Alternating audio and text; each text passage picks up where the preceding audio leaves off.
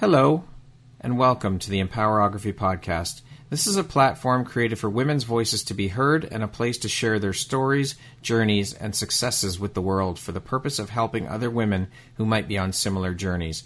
We are empowering women one episode at a time. I'm your host, Brad Walsh, so kick back, grab one of your favorite beverages, and enjoy the stories.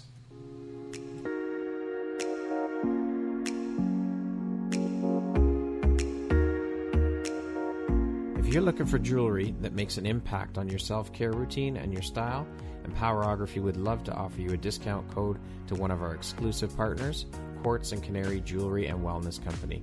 Please use code EMPOWER15 to receive 15% off upon checkout at www.quartzandcanary.com. Quartz & Canary is truly the place where spirituality meets style. Hello there, Brad Walsh here, your host of the Empowerography Podcast. Today, my guest is Tabitha Rose. She is the founder and editor-in-chief of Life to Paper Publishing House, based right here in Toronto, and Miami as well.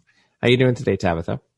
I'm doing amazing. How are you? I'm doing very well, thank you. Thank you very much for agreeing to be a guest on the podcast and for being a part of the Empowerography community. I appreciate you taking the time to be here and share a bit about your story and your journey with us here today. You're welcome. I'm grateful to be here after learning your story and why you're here serving others, and it's very heartwarming. So thank you. Thank you very much. So, as I mentioned, you're the founder and editor-in-chief of Life to Paper Publishing House. How long has Life to Paper been in existence now? Life to Paper came to be just over 5 years ago. Okay. What was the inspiration behind starting your publishing house?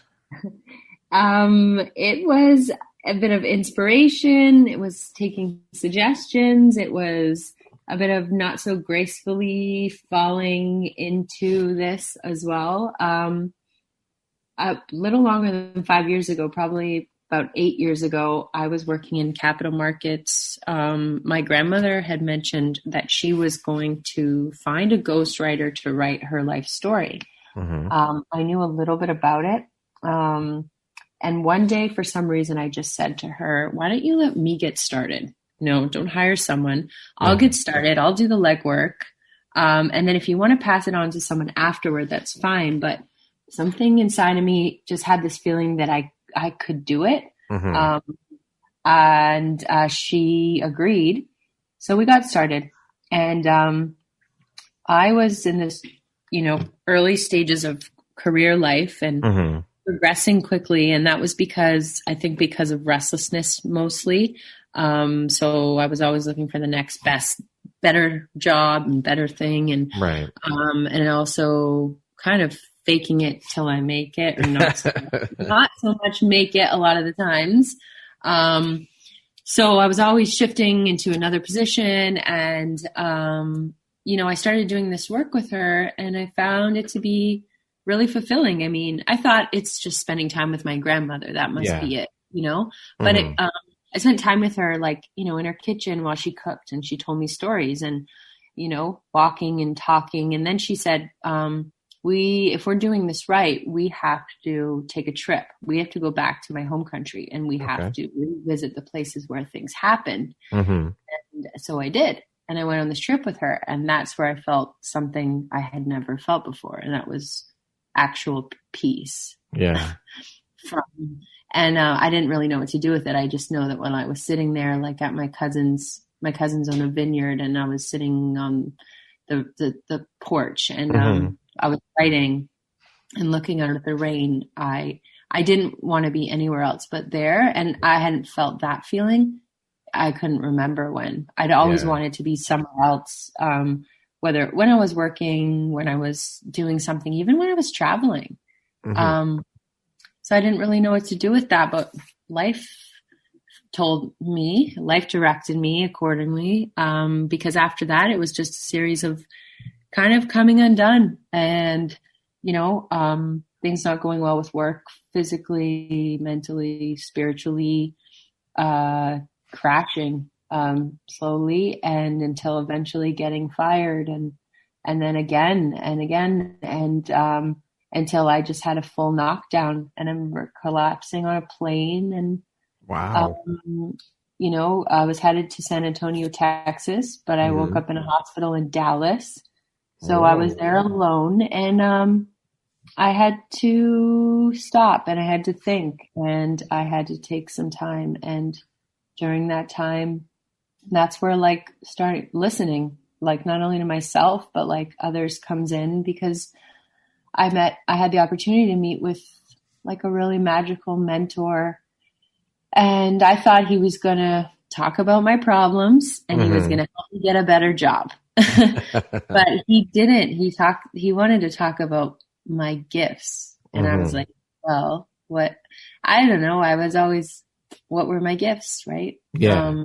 A little fearful of them. I think I realized I diverted from my true gifts after grade 8. I don't know why. And he had me talking about this life story hobby project with my grandmother. And he was saying, that was really what I should be doing. And I was like, what does that look like? That's terrifying. That version of me, how I present that to the world. And he just helped me take one step and then another. And I started. And that's been the path ever since. Amazing. One person sparked that. Well, a chain of events sparked the whole thing, but one person helped you find your inner peace and your inner gifts and bring them out of you. Yeah. Yeah. One person, and the people around me that cared, you saw them really, they were really there for me during that time. And, the one person that referred that magical mentor, she was really there for me. Yeah. And that was amazing too. Women supporting women. Yeah. Well, I would say that the journey really began with your grandmother though, right? I mean, that's what started it all. For sure. Her giving me that opportunity, I think, lit her up, because she saw that little girl again. And she's a woman of few words, but when she does say something, it means something, and she does more with action. She took this gentle guidance of, and I think that was she saw an opportunity to gently guide me toward back to me again. Pretty profound. Yes. So you yourself are a writer and have been written and published several books over the past 5+ years. Has writing always been a part of who you are then? Not just these last 5.5, 6 years? Yeah. I was always writing, and I remember writing as a kid. I wrote stories, I wrote songs, I still do. I wrote scripts. So I loved running around with a little VHS camera and writing scripts and filming things. And then even in my career, what I can see now is I started in politics and then went to capital markets, and my jobs there were selling and telling a story. They just weren't the kind of stories that really light me up and help other people the most. Right. So I was selling and telling the political mandate, and then I was selling and telling the story of a company, and that was a little different. But I did a lot of writing in those roles as well. But I think really what I love is sitting down with people and having these conversations like we're having right now. And I'm telling you my story, people will sit down with me and they'll start to talk about their life. And within those conversations, they'll come prepared thinking they know what they're going to say. But they always end up telling me or sharing something they've never shared before, or coming to a realization for the first time. And we come to those realizations together, and it's always really beautiful. Sometimes there's tears shared between us. Yeah. And I realize something as well at the same time. Right. I learned something. I'm like they say at the end of a narrative, the person in the world's forever changed. I'm as well forever changed from that story. And so are they. How does it feel for you being on the other side of things now? Like you said, you enjoy having conversations like this, and it's usually the other people you're sitting with telling you their story. So how does it feel for you telling me your story? It's easier now I took a long time to take down the perimeters. I had these perimeters that I really fiercely guarded. So I'm really grateful to the people I've worked with because they've allowed me to help. They've helped me take them down. For whatever reason, I don't know, we protect ourselves. I guess we think it's protection, but I can tell you how I feel about sharing my story now. It's just freedom, and it's just opened me up. Now, having put out like my story in the form of a documentary first, and later I'll put out a book. But sharing my story openly it just opened me up to possibility. I feel free. It allows me to help other people, which is the primary purpose. The more that I share, the more honest I get and vulnerable. I get messages back saying that helped me or me too. So, just that feeling of you're not alone. I think I'm looking for that. Loneliness was one of the earliest emotions I felt. Yeah. I remember when I learned there was a word associated with this feeling I'd had for so long, I looked up at my mother at the table and I just said, lonely, lonely. And she's like, you're not lonely. What do you mean? And I was like, but I am though. Like, I have to tell you this loneliness thing. Like, I've got it, like a cold. I've caught it and it didn't go away. Yeah. And I think stories are the medicine for that. Excellent. I love that. Stories are the medicine. I love that. That's great. What is it that excites or inspires you most about writing, being an author? I feel like something's working through me to help me tell the story. And I'm really excited that, look, I follow a process, but I also leave this room for flow because for some reason, somehow, it's like I'm delivered every single piece of the puzzle. And then when I'm putting all these pieces together and I see that they just fit perfectly, I light up. Like sometimes I'll sit at my desk and I'll throw up my hands in the air. Yeah. And if someone, like a fly on the wall, could see me, they would say, oh, she's crazy. I get so excited. And I get so excited when I hands down, if I'm working with someone, I'm starting to fall in love with them, like in a platonic way. Yes. But I'm falling in love with them. Like I just think people are extraordinary. Like the ordinary people are extraordinary, not just like one of my favorite memoirs is the founder of Nike. True, he's extraordinary. His story is extraordinary, but it's not that he created Nike really that makes him that. I just find the ordinary people extraordinary, and when I'm writing and I see that, I get this feeling like I know somebody's going to fall in love with this person too. I get really excited. Where do you pull your inspiration from when writing your own stuff, writing for Tabitha? Writing for Tabitha, well, it comes with taking suggestions. And on June 11th, 2016, I was given The Artist's Way by Julia Cameron.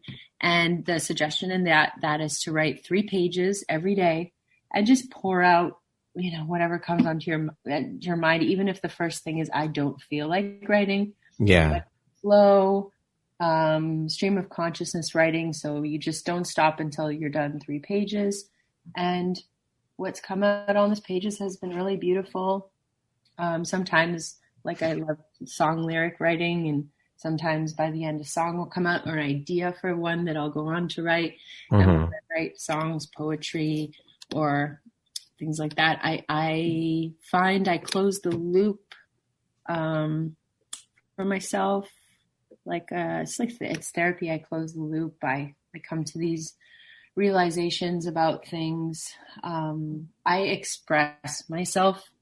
I do find it challenging often to express my feelings in words, like or outwardly. So they're like bubbling up just below the surface, but I can't get them out. Yeah. But I can cry on the pages. Yeah. I can scream on the pages, but I I have trouble doing that outwardly. Like I wouldn't be able to scream at you, I don't think. Right. You can't, you have trouble speaking as opposed to writing.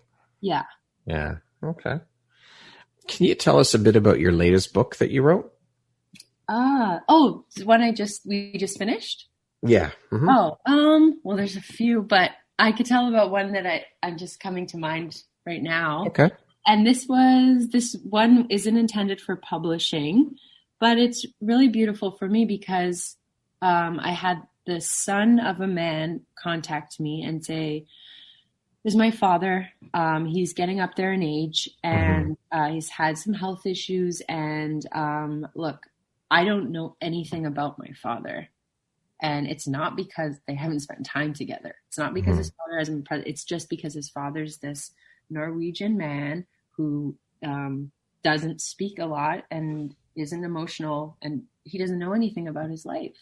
He doesn't share very much." And he said, "I just, he has some grandchildren that are the size of potatoes right now, and he might never get a chance, even if they do get a little older and can speak to him, they'll still likely not get a chance to know him. But I want somebody who can open up his heart and get into his mind and get some stories out of him, because I don't know anything really about my dad. It's such a shame." Yeah. So he said, "I think this person maybe can be you." So I was like, okay, this sounds like a challenge.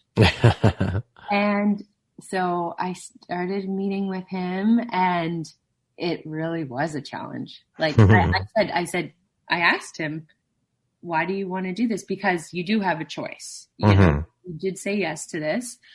And, he didn't really know at first, but we got into it, and I tried some things with him. And,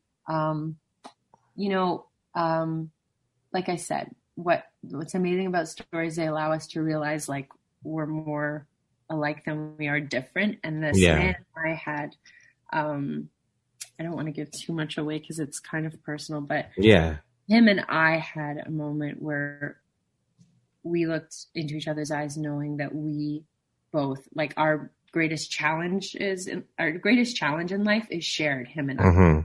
Man. And at that moment, I know that just something cracked right open. His whole face changed, and I couldn't get him to stop talking after that. This man who was getting up and leaving the room at first, he could get an opportunity, was now just pouring out. And the family read, the manuscript, and the son's comments were just, "Oh my gosh, I didn't know this about him.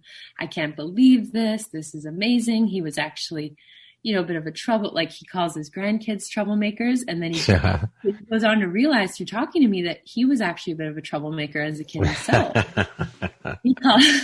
Wow. And it's just such a joy. And, this book isn't meant to be a bestseller or anything, but like, it's inspired the hearts and minds of like people in this family. Yeah. And I'm really proud of that. Awesome. And mine too. Awesome. Yeah. Who are a couple of your personal favorite authors? I know this question people ask me. They think like I'm buried in a book all the time or something, or in a library. Like, the truth is I'm really not. Like 5 minutes before I got on this podcast with you, I had music playing, and that's the truth. Like I take in stories and music. Like, my libraries are people's kitchen tables. Right. Yes, I love books, and like my favorite genre is nonfiction. So it's other people's like still to date life stories. So it's tough to say who my favorite author is. I mean, outside of the work I do, because I spend so much time in words, I'm listening to music and I'm watching films and taking in stories that way, and taking in stories just in conversations with strangers a lot of the time too. Talked about this recently. If you know me, sometimes people will say, "Yeah, she's not always on time." It's like I will get caught up in a conversation with a stranger and lose all track of time. And it's just in the park. And I'll learn so much. I'll feel like I've known this person after that my whole life. Awesome. Can you tell us a bit about Life to Paper? Give us an overview of what the company's all about and your role within the company, etc. Wow. Yeah, it changes every day, and especially in the last 8 months, especially. I've been so blessed for this like incubator period. It feels like I've had. So I started out writing people's life stories, like putting them to paper. The process was like, we sit down, we chat, we spend meaningful time together. Sometimes we may need to go on a trip together, visit places, walk, in your shoes and see where things took place, and then complete your manuscript and deliver that to you. And I thought that was like the finish line. Like I got people across that finish line, handed them their book. Great. And then I realized that there were some people that I was writing these books for that intended to publish them. And I would check in with them.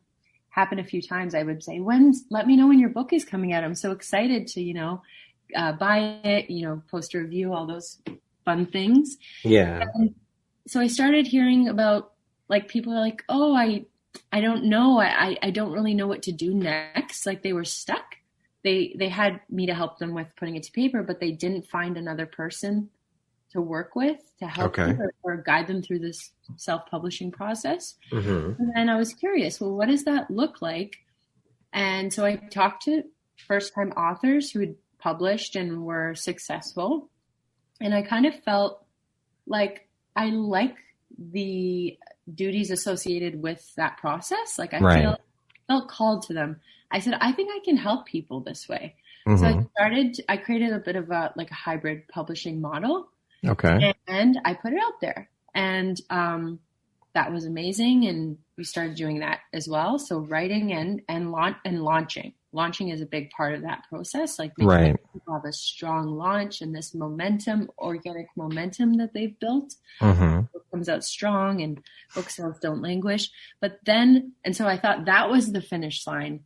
And then I realized, wait, no, people, in order to be really successful, there needs to be a coordinated PR and social media book promotion strategy as well. So recently we expanded, my team grew, and there's now in-house public relations and social media book promotion. Wow, that's side.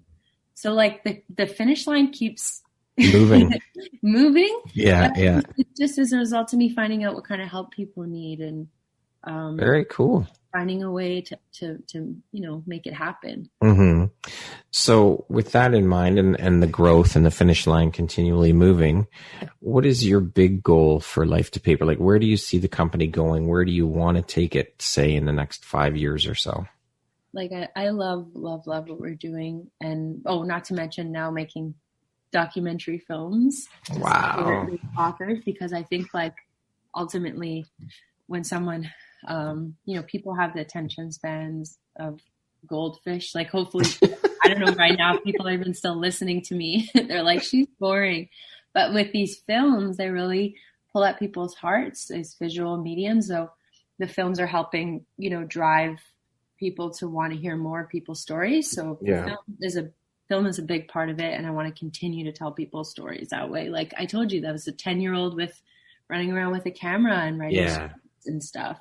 But my dream when I first started the company, like over 5 years ago, I said, my true intention was really that I thought everybody should chronicle their life. Like everyone should go through a process like my grandmother had.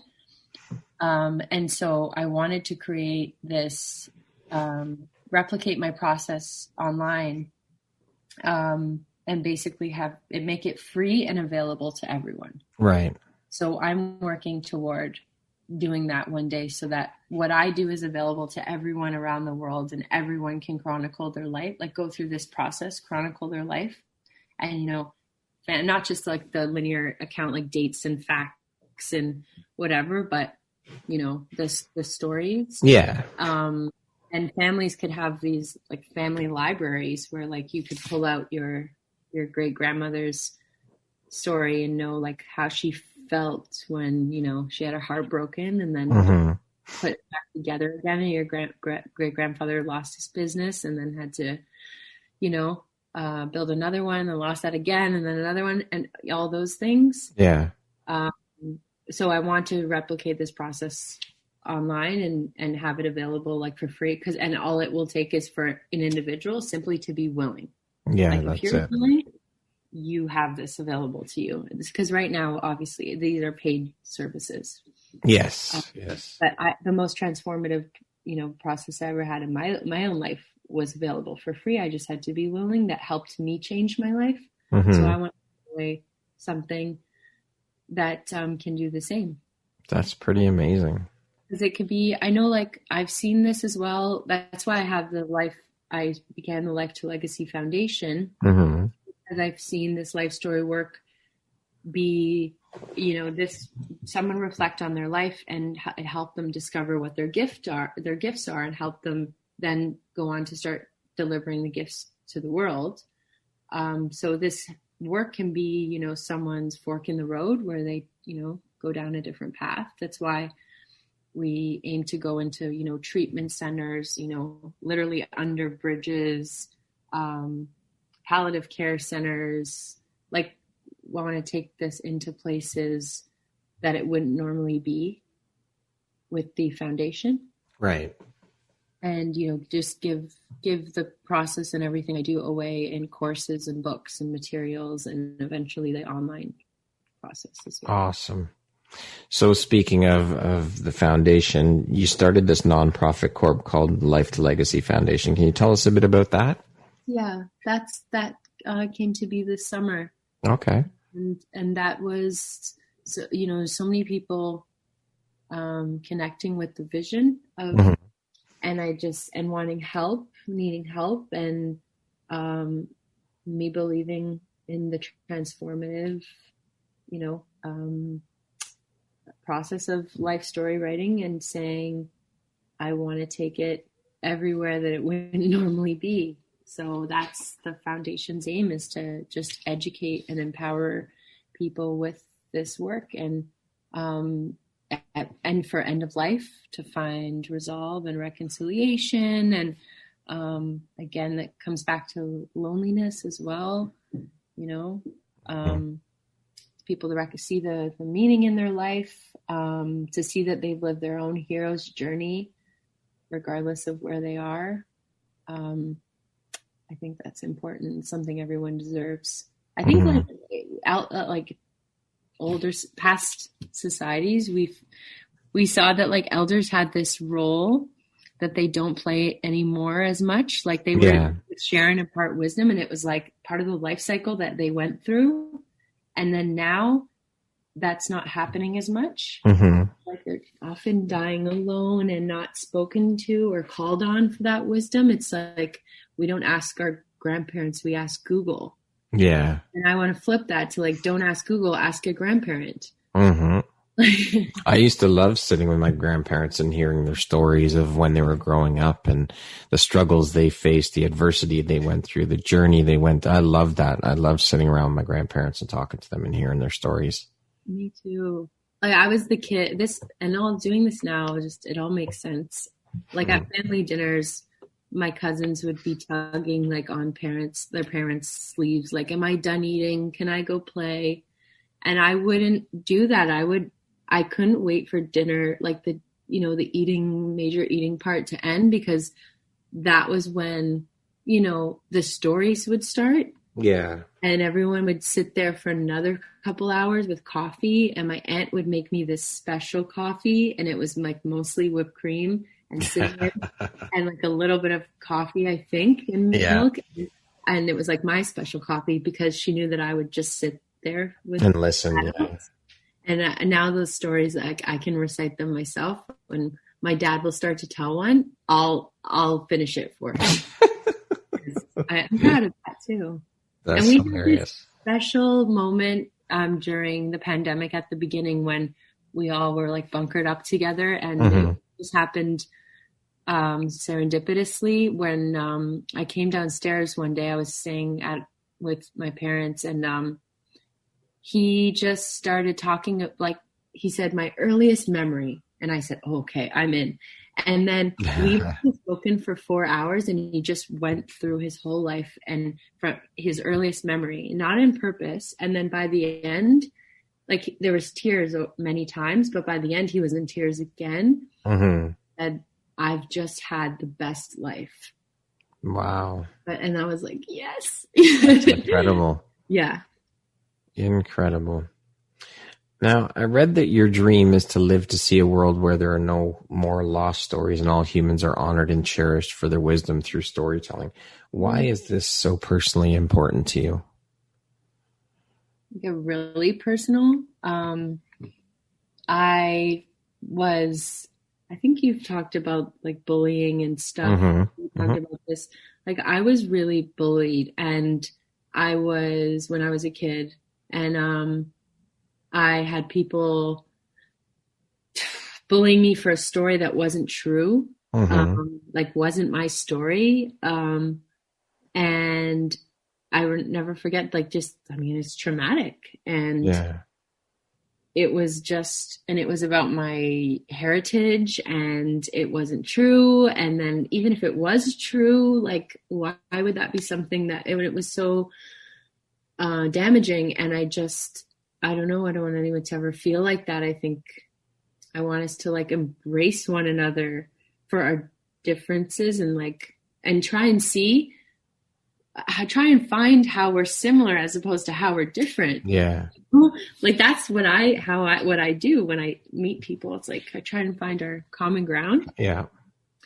And, I think that's obviously, it's like a selfish thing as a result of what I've been through, but, I don't know. I just think it's what makes people feel good and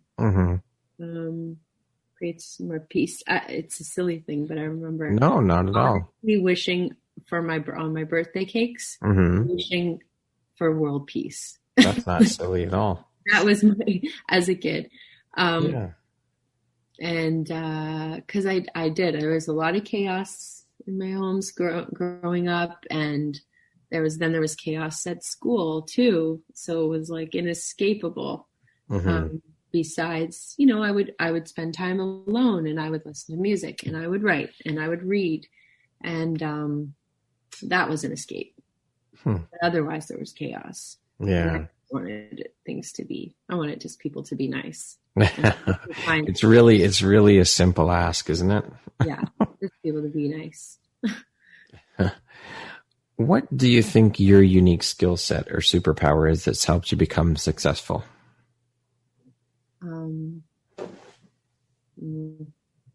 This thing is not letting go, not giving up.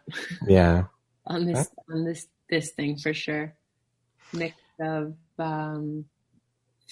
faith, but also some people in my family might say stubborn, but I could say that's faith. But the magic I know is in the conversations. Like, it's hard to call myself a writer. Some people say, well, what background do you have? What did you study in school? And what courses have you taken? But I know there's like something special that happens in these conversations I have with people that I think is unique. Yeah. Speaking of success, how do you define success? What does that word mean to you? Finding when the restlessness is just internally. I've found a place of tranquility. That's success. Like a day, like when I said I'm having an amazing day today. Yeah. I found an inner peace and tranquility. That's what. Yeah. And self-love. Today I found that. What does the word empowerment mean to you? That's tough because I'm like talking. I feel like I'm talking to an empowerment expert. Well, thank you. I'm very humbled by that, but I'm no expert.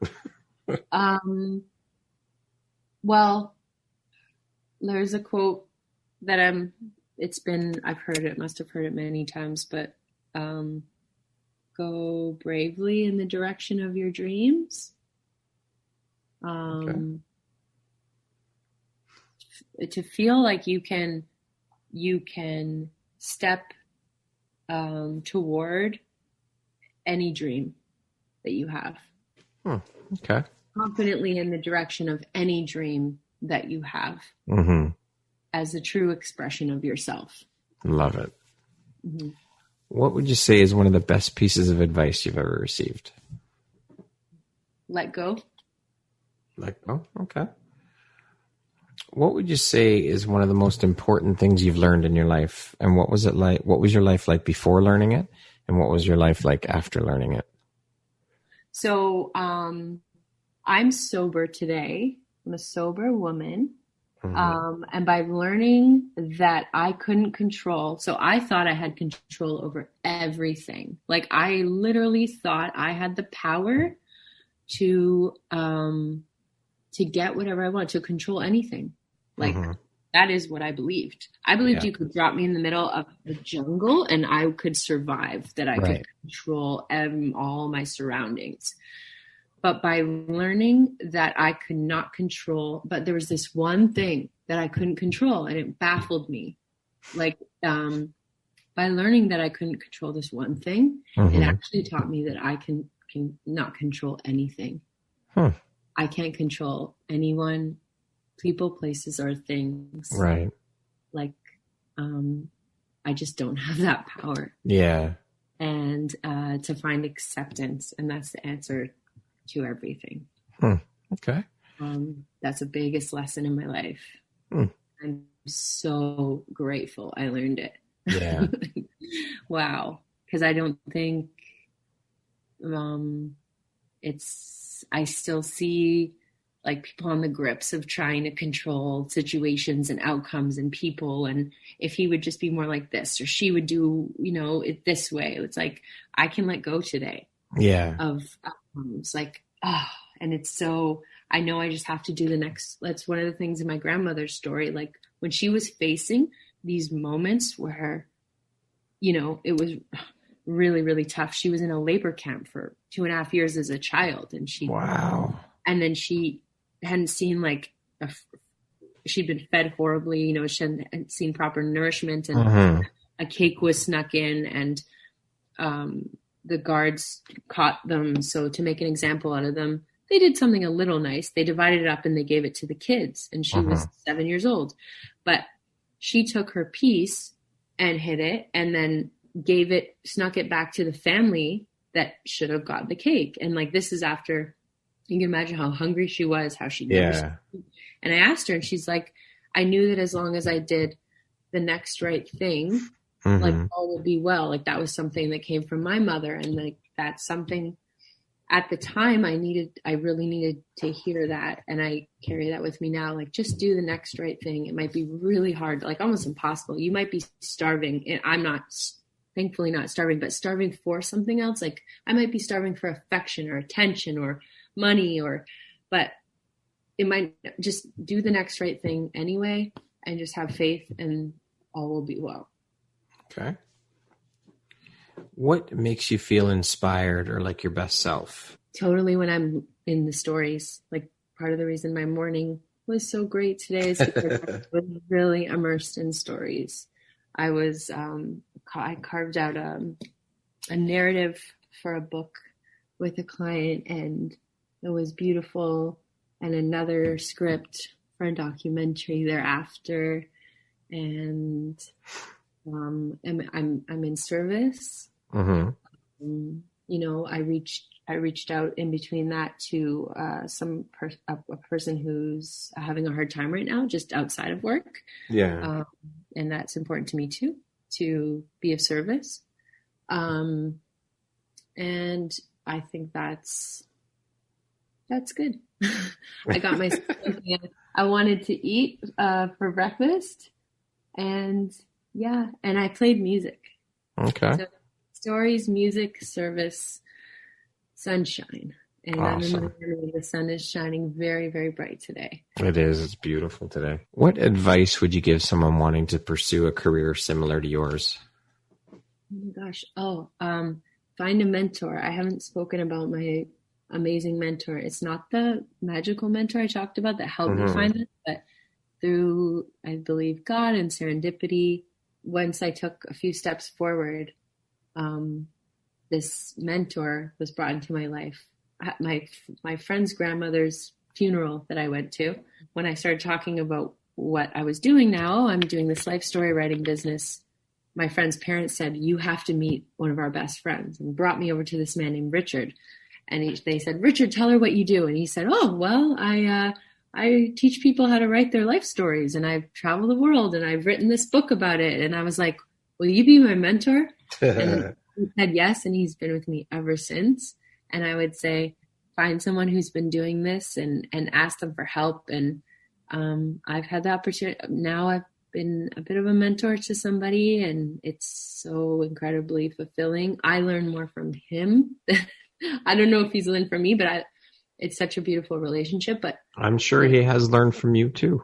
Thank you. But find a mentor, and stay in tune with that, like, intuition feeling wherever you get it. For me, it's like above the stomach. Usually it's right. So. Excellent.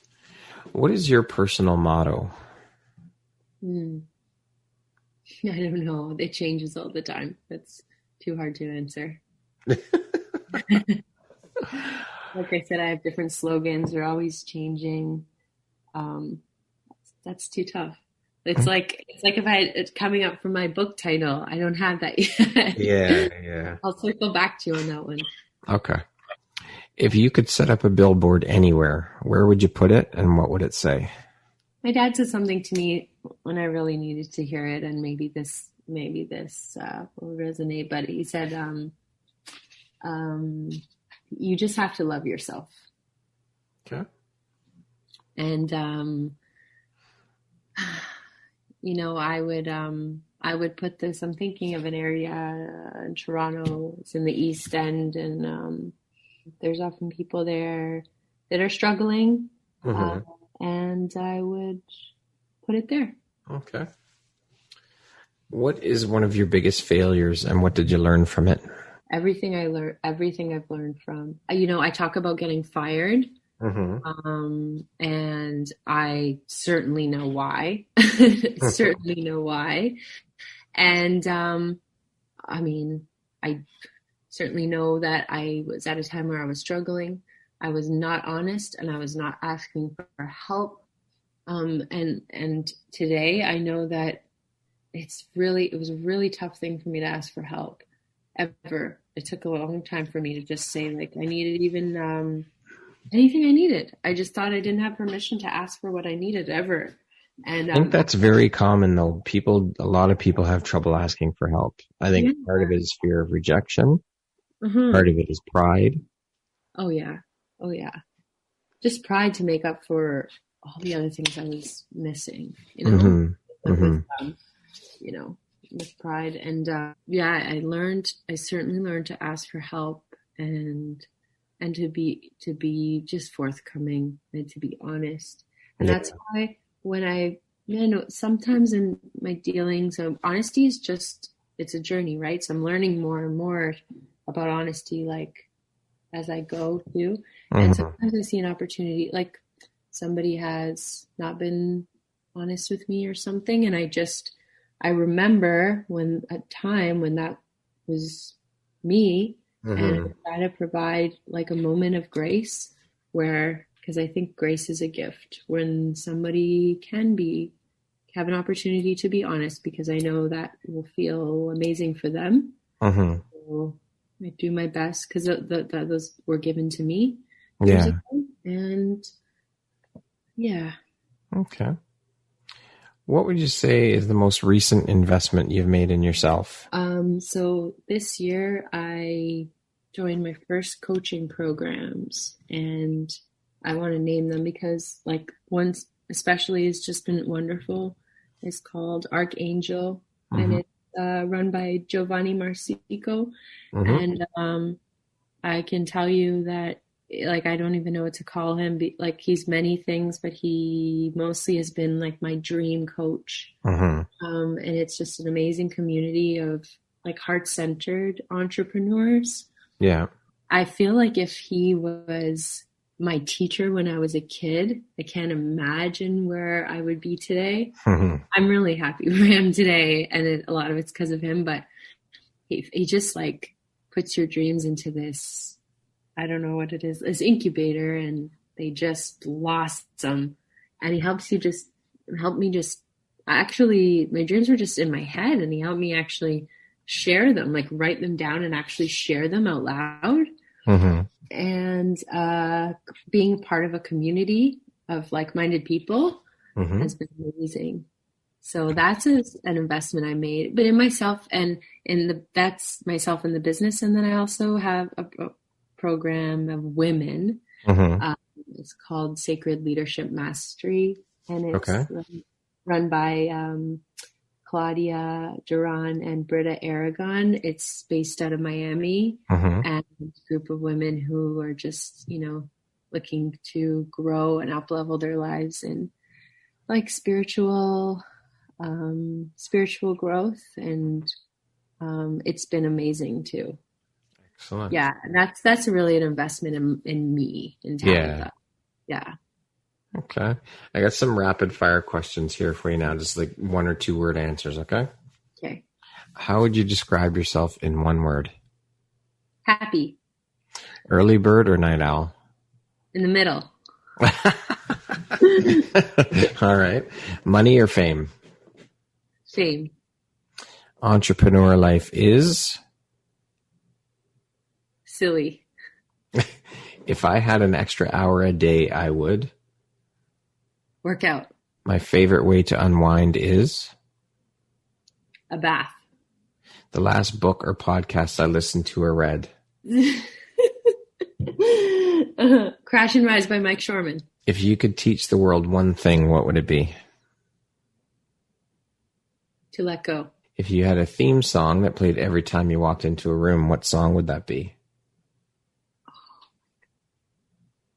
Freedom by George Michael. Okay. What's one thing you want but cannot buy with money? To be younger. Okay. And that's it for the rapid fire. If you could sit down and have a 1-hour conversation with anyone in the world, alive or dead, who would it be and why? My grandfather passed away. I realized his epitaph says, step softly, a dreamer lies here. And I realized I'm a dreamer, and that's a gift. And I didn't realize it was a gift until recently, because I was kind of shamed for it for a lot. I felt shamed for it. Right. He died without some things being resolved and said that I needed to say. And I just wish that I could thank him and tell him I love him, and his story. Like, I had the opportunity to tell my grandmother's. I would like to tell his and do this with him too. Okay. If you could go back and give your younger self one piece of advice, what would that piece of advice be? Just love yourself. Simple, but so hard for so many people to do. Lastly, if you were to deliver your last 30-second speech to the world, what would that last 30 seconds sound like? My last ever? Just your last words to impart onto the world. Your last words of wisdom. I'm going to share just how I see the world and everyone in it. How I hope I can't change the way people see things, but I've seen the world as, I can't possibly imagine what could be next, if there is a next, because I see the world and everything in it as perfect, absolutely perfect, the way it's meant to be. And I, although I likely haven't had a chance to explore every corner, I've explored as much as I can. I encourage everyone to explore as much as they can. Every person, every place at the fullest they can, at being the full expression of themselves. What would you do if you were not afraid? Live that way. Okay. That will be on my billboard. I want that to be on. What would you do if you're not afraid? All right. That works. Well, Tabitha, thank you so much for taking the time to be here today and for sharing your story and your journey and insights and what you do. It's amazing work that you're doing. I think it's incredibly needed at this time in the world, and it's a beautiful gift you're giving to people by helping them get their life stories out there. I think it's absolutely amazing. It's been such a pleasure chatting with you and hearing your story. I just want to say that I appreciate you and I appreciate the work you're doing, and thank you for taking the time to be part of the Empowerography community and be a guest here on the podcast today. Thank you. I'm really grateful. Really, really grateful. Thank you. It was my pleasure. Once again, my name is Brad Walsh, host of your Empowerography podcast. Today, my guest has been Tabitha Rose. She is the founder and editor-in-chief of Life to Paper Publishing House, based right here in Toronto. Thank you, Tabitha. I hope you have an amazing afternoon. Thank you. You as well.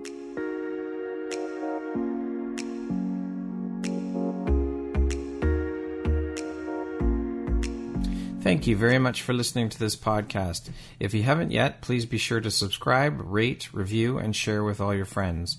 You can find me at visuphoria.ca and follow me on Instagram at Empowerography Podcast and on Facebook at Empowerography. Please join me next time for another inspirational story from yet another amazing woman.